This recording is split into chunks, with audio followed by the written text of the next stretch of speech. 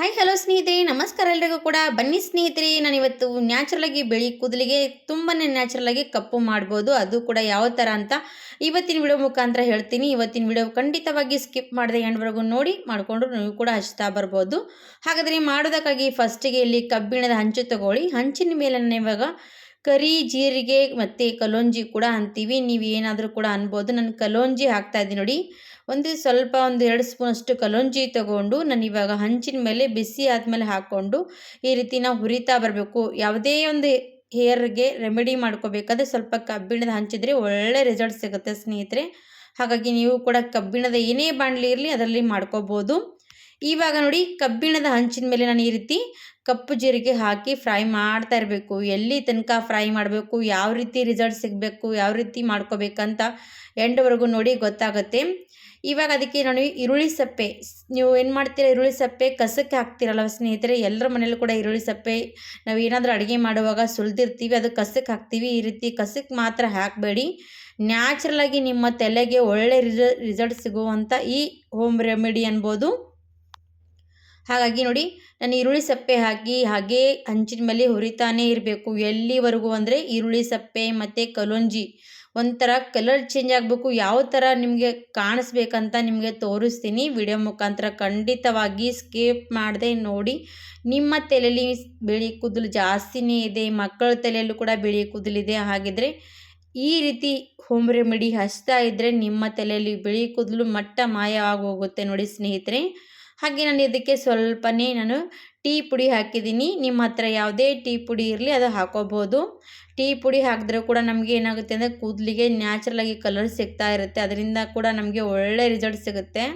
ಹಾಗಾಗಿ ಸ್ವಲ್ಪ ಟೀ ಪುಡಿ ಹಾಕಿದ್ದೀನಿ. ಈರುಳ್ಳಿ ಕಲರ್ ಕೂಡ ಚೇಂಜ್ ಆಗ್ತಾ ಬರ್ತಾ ಇರೋದು, ಮತ್ತು ಕಲೋಂಜಿ ಕೂಡ ನೋಡ್ತಾ ಇರ್ಬೋದು ಎಷ್ಟು ಶೈನಿಂಗ್ ಆಗಿ ಕಾಣಿಸ್ತಾ ಇರೋದು.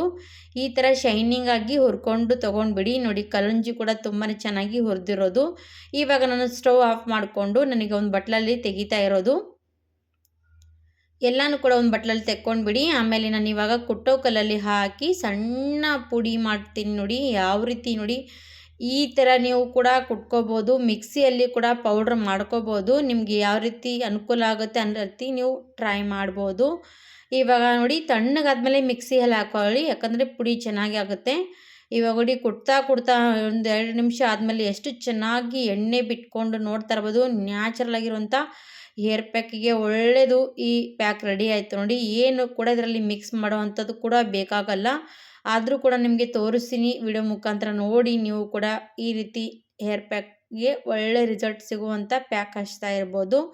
ಇವಾಗ ಎಷ್ಟು ಎಣ್ಣೆ ಥರ ಬಿಟ್ಕೊಂಡಿರೋದು, ಹೀಗೆ ಕೂಡ ನಾವು ತಲೆಗೆ ಹಚ್ಕೋಬೋದು. ಇವಾಗ ಒಂದು ಡಬ್ಬಿಯಲ್ಲಿ ಈ ರೀತಿ ಹಾಕಿ ಇಟ್ಕೋಬೋದು. ಹಾಕಿ ಇದಕ್ಕೆ ನಾನು ಸ್ವಲ್ಪ ಕೊಬ್ಬರಿ ಎಣ್ಣೆ ಕೂಡ ಮಿಕ್ಸ್ ಮಾಡಿ ಹಚ್ಕೋಬೋದು, ಇಲ್ಲ ಅಂದರೆ ಹಾಗೆ ಕೂಡ ಹಚ್ಕೊಳ್ಳಿ. ನಮಗೆ ಕೊಬ್ಬರಿ ಎಣ್ಣೆ ಕೂಡ ಮಿಕ್ಸ್ ಮಾಡಿ ತೋರಿಸ್ತೀನಿ.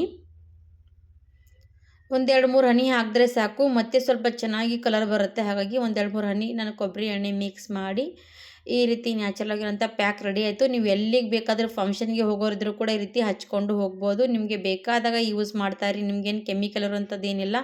ನ್ಯಾಚುರಲ್ ಆಗಿರುವಂಥ ಈ ಹೇರ್ ಪ್ಯಾಕು ಖಂಡಿತವಾಗಿ ಯಾವಾಗ ಬೇಕಾವಾಗ ಬಳಸ್ತಾ ಬನ್ನಿ, ನಿಮ್ಮ ಕೂದಲು ನ್ಯಾಚುರಲಾಗಿ ಕಪ್ಪಗಾಗುತ್ತೆ ಸ್ನೇಹಿತರೆ. ಟ್ರೈ ಮಾಡಿ. ಇವತ್ತಿನ ವಿಡಿಯೋ ನಿಮಗೂ ಕೂಡ ಇಷ್ಟ ಆದರೆ ಲೈಕ್ ಆ್ಯಂಡ್ ಸಬ್ಸ್ಕ್ರೈಬ್ ಮಾಡದೆ ಮರಿಬೇಡಿ ವೀಕ್ಷಕರೇ. ನೀವು ಕೂಡ ನನಗೆ ಸಪೋರ್ಟ್ ಮಾಡ್ತೀರಾ ಅಂತ ಅಂದ್ಕೊಳ್ತೀನಿ. ಹಾಗಿದ್ರೆ ಇವತ್ತಿನ ವಿಡಿಯೋ ಇಲ್ಲಿಗೆ ಎಂಡ್ ಮಾಡ್ತಾ ಇದ್ದೀನಿ. ನೋಡಿ ಎಷ್ಟು ಕಪ್ಪಗಾಗಿರುವಂಥದ್ದು ಬೆರಳು ಕೂಡ. ಹಾಗಿದ್ರೆ ನಿಮ್ಮ ಕೂದಲು ಕೂಡ ಖಂಡಿತವಾಗಿ ಕಪ್ಪಾಗುತ್ತೆ ಸ್ನೇಹಿತರೆ. ಹಾಗಿದ್ರೆ ಬಾಯ್ ಬಾಯ್ ಸ್ನೇಹಿತರೆ.